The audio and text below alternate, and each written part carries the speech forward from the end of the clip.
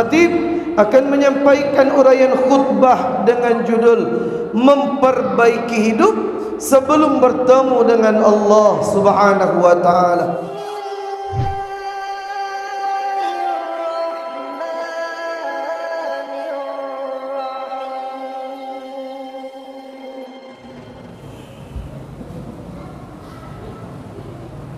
Alhamdulillah, nahmaduhu wa nasta'inuhu wa nastaghfiruh wa na'udzu billahi min shururi anfusina wa sayyiati a'malina. Man yahdihillahu fala mudilla lahu wa man yudlil fala hadiya lahu. Ashhadu an la ilaha illallah wa ashhadu anna Muhammadan abduhu wa rasuluh.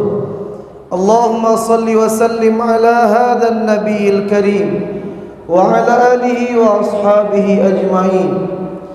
فيا عباد الله، إني أوصيكم وإياي بتقوى الله، فقد فاز المتقون.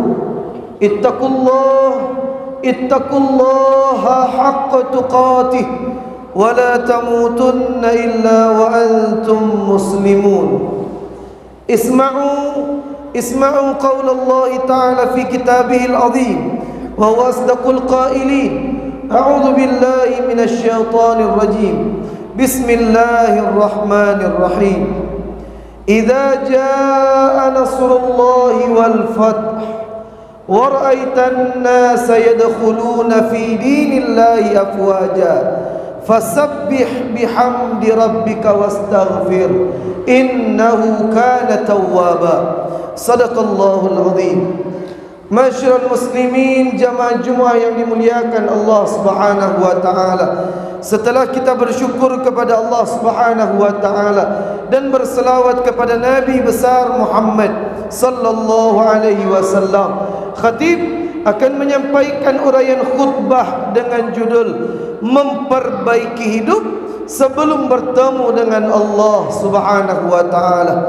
Masyarul muslimin, jamaah Jumaah yang dimuliakan Allah Subhanahu wa taala. Hidup diibaratkan seperti roda dalam kehidupan. Ada kalanya kita di atas, ada kalanya kita di bawah. Bahkan dalam akidah Ahlus Sunnah wal Jamaah disebutkan, al-imanu yazid wa yanqus. Iman itu kadang naik, kadang turun, tergantung dengan faktor-faktor yang menyebabkan keimanan kita selalu bolak-balik sesuai dengan keistiqomahan kita dalam menjalani kehidupan. Begitupun dalam proses menjalani kehidupan, banyak orang-orang yang menyampaikan, Ustaz, semua perbuatan dosa sejak muda sampai hari ini semua pernah saya lakukan. Membunuh orang, berjudi, berzina, mabuk-mabukan, memakan riba, semua pernah saya lakukan. Apa langkah yang harus saya lakukan untuk memulai hijrah, berubah ke arah yang lebih baik? Islahul hayah, untuk memperbaiki hidup. Jawabannya langsung Allah Subhanahu wa taala yang memberikan.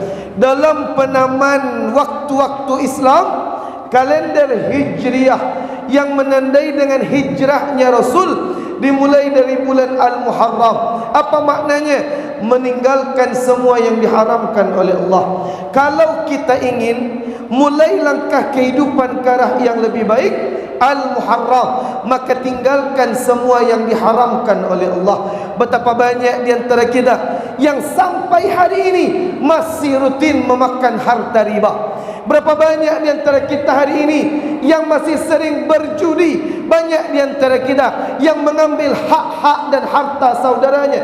Tubu ilallahi taubatan nasuha, bertaubat kepada Allah Subhanahu wa taala. Bukankah Nabi Muhammad sallallahu alaihi wasallam mengatakan, ayyuma lahmin nabata min haram, setiap darah yang mengalir di tubuh kita, sekecil apapun daging yang berasal dari tubuh kita yang diambil dari harta yang haram, fannaru aula bihi, maka neraka lebih pantas baginya. Setetes darah saja, segumpal daging yang mengalir dan bersemedi di tubuh kita berasal dari yang haram, fannaru aula bihi, maka neraka tempat kembali kita. Apa yang harus kita lakukan kaum muslimin yang dimuliakan oleh Allah? Kalau di antara kita masih ada yang memakan harta riba, gengsi orang sudah memiliki rumah, kemudian dia memakan riba, memakan jalan pintas, gengsi menghancurkan hidup. Bagaimana cara bertaubat kepada Allah, Ustaz? Gampang saja. Bertaubat kepada Allah, memperbanyak istighfar kepadanya. Dan yang ketiga, cepat selesaikan proses transaksi riba yang pernah kita lakukan.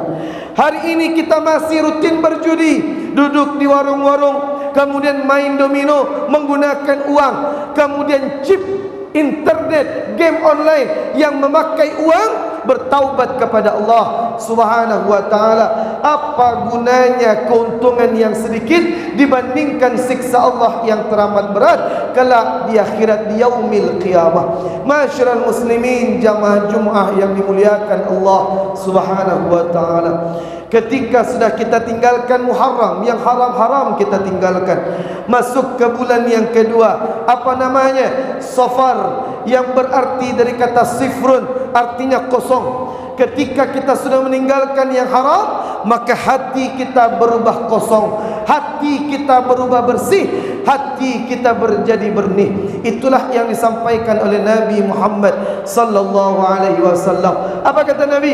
La yadkhulul jannah, tidak akan pernah masuk ke dalam syurga.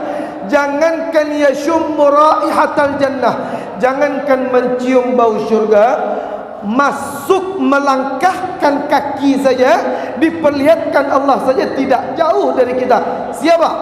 Man kana fi qalbihi misqalu habbatin min khardalin min kibr.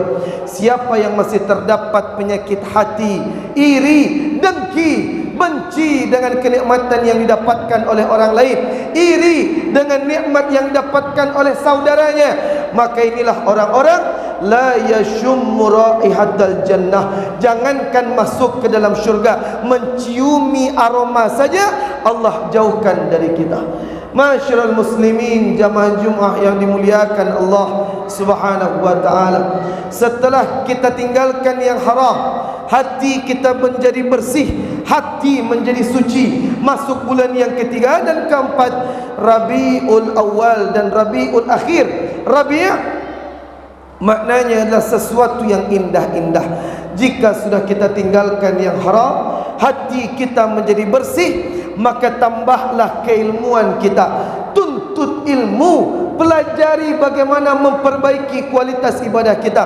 Mohon maaf kaum muslimin yang dimuliakan oleh Allah, banyak di antara kita yang masih sibuk mengejar dunia saja. Akhirnya ibadahnya, bagaimana ketakwaan kepada Allah, jatuh turun drastis karena malasnya menghadiri majlis ilmu.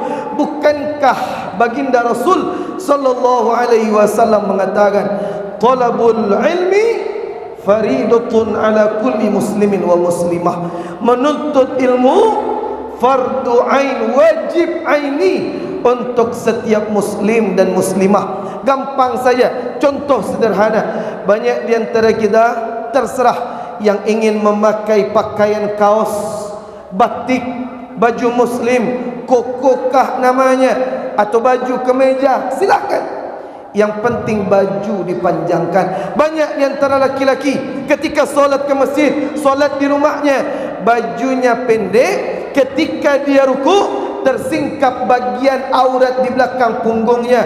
Tidak ada kompromi kaum muslimin yang dimuliakan oleh Allah. Ketika nampak setitik saja kulit punggung belakang yang merupakan bagian auratnya, batalat salatuh, batal salatnya. Tidak ada kompromi dari ulama dan baginda Rasul sallallahu alaihi wasallam. Bukankah Nabi mengatakan syurutus sihhatis salah, salah satu syarat sahnya salat sitrul aurah, menutup aurat. Dari mana kita ketahui? Dari belajar di masjid, duduk menghadiri majlis ilmu. Masyiral muslimin yang dimuliakan oleh Allah Subhanahu wa taala. Ustaz, dari pagi sampai sore saya sibuk berdagang, saya bekerja membanting tulang di kantor, di berbagai tempat. sibuk untuk mencari nafkah keluarga, silahkan. Yang ingin mengajar, silahkan. Yang ingin bergadang, silahkan. Yang ingin memiliki usaha, silahkan. Tapi ingat, minimal mulai dari maghrib sampai malam, luangkan waktu kita untuk menghadiri majlis ilmu. Banyak ibadah-ibadah kita yang salah. Jangankan cara solat, jangankan cara membayar zakat, ketika berwuduk saja masih banyak kaum muslimin dan kaum muslimah yang salahnya luar biasa. Apa penyebabnya?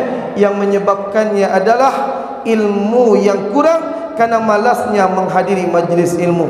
Kelak ketika di akhirat, malaikat bertanya kepada kita, "Pak, kenapa solat anda salah?" Kemudian kita jawab kepada malaikat, "Ambo tak tahu wahai malaikat Jibril." Tak tahu. Apa kata malaikat? Tidak ada alasan ketidaktahuan. Kenapa? Karena dulu waktu ada, kemana engkau gunakan? YouTube, buku, banyak sesuatu yang bisa kita baca, yang bisa kita lihat, yang bisa kita dengar, tapi tak pernah kita lakukan karena sibuk mengejar dunia kita. Maka ingat kaum muslimin yang dimuliakan oleh Allah, tambah keilmuan kita untuk semakin mendekatkan diri kepada Allah Subhanahu wa taala. Masyarul muslimin, jamaah Jumat yang dimuliakan Allah Subhanahu wa taala.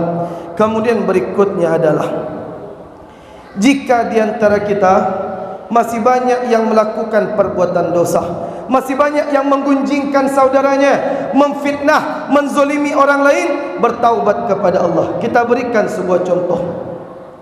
Misalkan di antara kita ada yang tinggal di Muaro Sijunjuang. Kemudian ketika dia tinggal di salah satu nagari di Muaro Sijunjuang, disampaikan, "Pak, tolong cari rumahnya di Muaro Sijunjung." Maka pasti tidak bisa kita temui. Kenapa? Karena alamat kecilnya tidak ada. RT berapa? RW berapa?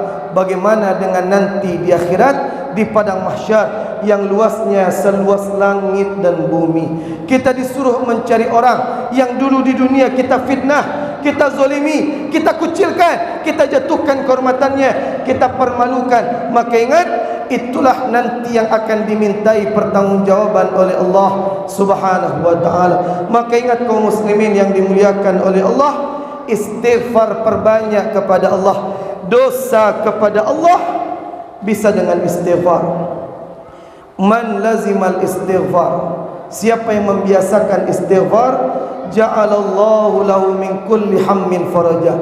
Allah berikan kepadanya setiap keburukan ada kebaikan setelahnya. Wa min kulli dhaikin makhraja, setiap kesempitan ada kelapangan setelahnya. Wa razaqahu min haitsu la yahtasib, Allah berikan rezeki dari sudut yang tidak diduga-duga. Apa yang harus kita lakukan? Bertaubat kepada Allah, minta ampun kepadanya, dan minta maaf kepada saudara kita. Fa'tabiru ya ulil absar la'allakum turhamun.